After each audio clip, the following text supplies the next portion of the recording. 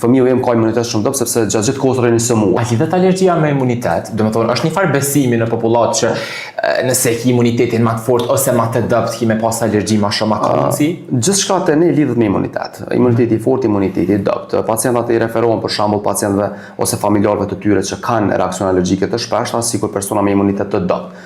Edhe deklarativisht janë ashtu që fëmijë im ka imunitet shumë dobët sepse gjatë gjithë kohës rrinë së muaj dhe mendojnë që kanë viroza apo gjendje gripale.